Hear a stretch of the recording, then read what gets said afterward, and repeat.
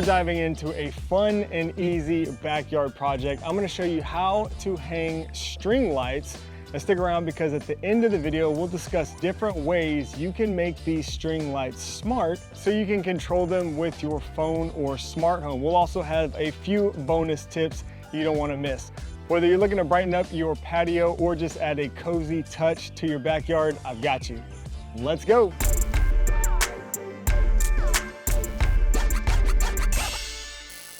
Sponsored by trendmicro.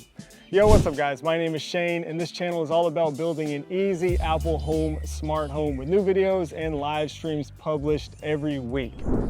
First things first, let's gather our materials. You'll need your string lights, a tape measure, possibly an extension cord, and your mounting hardware.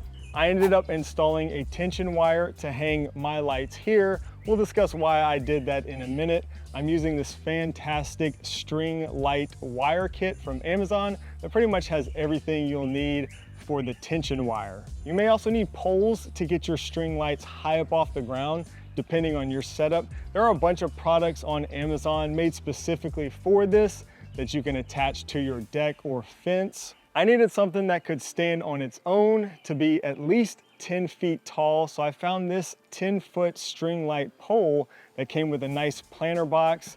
Thought this was pretty cool. That way I could decorate it up a little bit as well as add that functionality that I needed. Lastly, for our smart upgrade, you may also need an outdoor smart plug if your lights don't have smart home control already built in. I'll put links to everything that we discussed today down below in the video description in case you want to check those out. Those are affiliate links and using those do help support this channel. Possibly the most difficult part of this project is the planning, at least it was for me. You'll start by measuring your area and determine how many feet of string lights you'll need.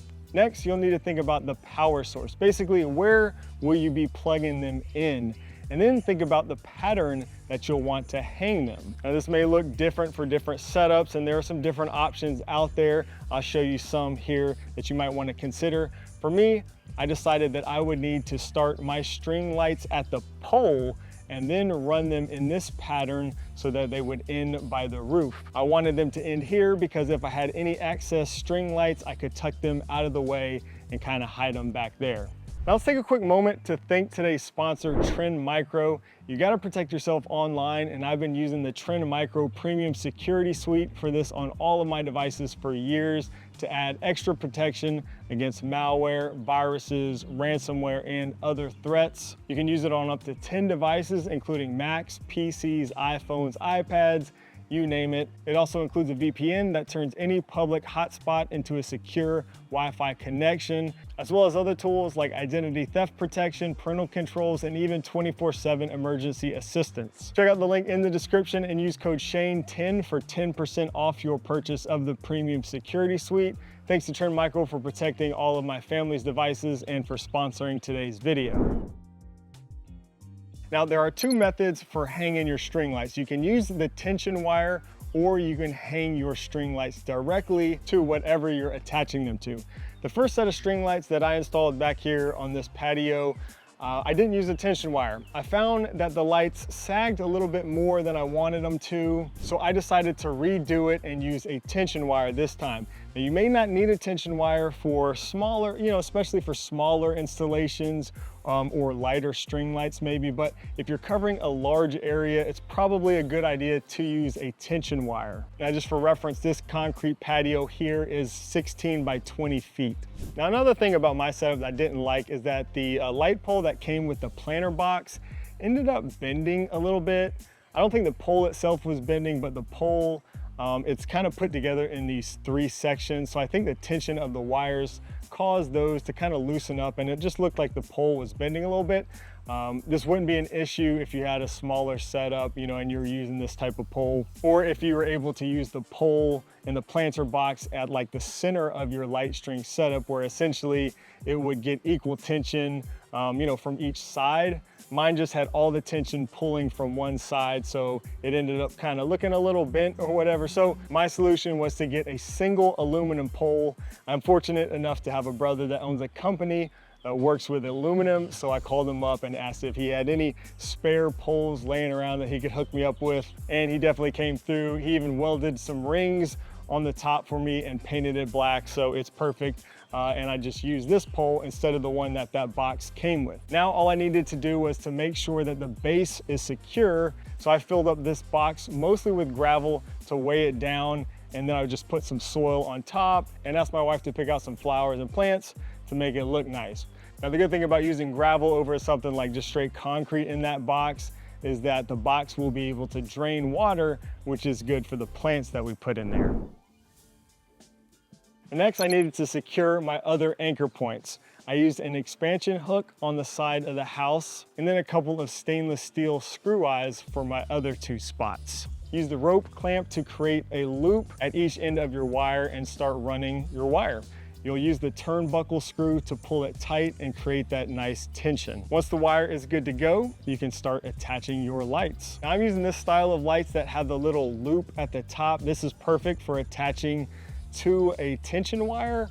I just use a bunch of little zip ties to attach it. Another great thing about using the tension wire installation for me is that you know, the string lights are much easier to replace this way. Being someone who's always testing out new products and stuff like that, this is nice in case I want to take these down and try out some different ones out here, you know, anytime soon. I did run a black extension cord to the base of that box where I could plug in my string lights. Now, I did mention this earlier, but I ended up with a bunch of extra string lights.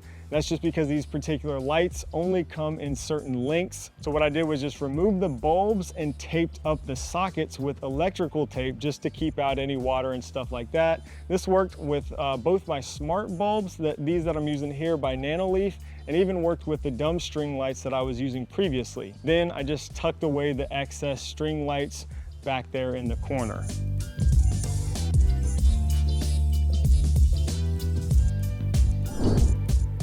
Now for the exciting part, making your string lights smart. There are really 2 ways to do this. You can either use smart string lights or just use regular string lights and connect them to a smart plug. Some lights, like these that I'm using here made by Nanoleaf, can connect directly to your Wi-Fi network. There are other brands like Govee, LifeX, and probably countless others that you can use. If you go this route, just look for the look and style, you know, maybe the price that you like best. Alternatively, if you use just traditional dumb string lights, or maybe you already have some string lights that you want to make smart, you can purchase a smart outdoor plug to accomplish that. Again, there are a number of different ones out there made by different brands that you can look into. Most of these are just going to be on off, so you won't get brightness or color control, but that may be all you need in an area like this. Just depends. There's one by Maris I know that will give you dimming control. My favorite outdoor smart plug out of all of them is the Lutron Caseta outdoor smart plug. It is expensive and it does require a hub, so it may not be the best option for you if you don't have plans on getting like other Lutron products, but it is rock solid and just works 100% of the time. Plus you can also program these to work with the little Pico remotes, which I really like. Now, once everything is all set up, you can control your lights from your phone. Pretty cool, right? You can also use smart home automations or voice commands if you integrate them into your smart home ecosystem.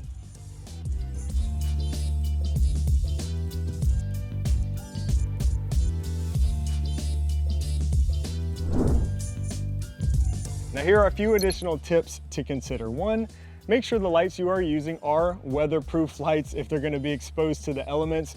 You may need to make sure that not only the lights, but also the power supply and the controller are also rated for outdoor use. Also consider dimmers or colors. Like we discussed before, most smart outlets won't let you adjust the brightness or colors. Sometimes reducing the brightness, you know, may be what you need, you know, to create a nice cozy ambiance for specific occasions or something. So do consider that if that's something you'll want. In that case, you will want smart string lights with dimming capability or a smart outdoor dimmer plug. And lastly, explore routines and automations. Set up routines to turn your lights on and off at specific times or based on the position of the sun, or integrate them with other smart home devices for more complex automations, something I really love doing here on this channel. Regardless of which method you use to hang your lights, hopefully soon you'll have some really nicely hung string lights that will take your outdoor space to the next level.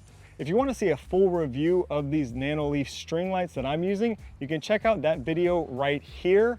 Also, if you want to see my full backyard makeover, I'll put that video right over here. We put a ton of awesome tech in this whole backyard space. It's been really fun. Again, click that link below for 10% off the trendmicro premium security suite to add an extra layer of protection to all of your devices. Thanks so much for watching, and I'll see you in the next video.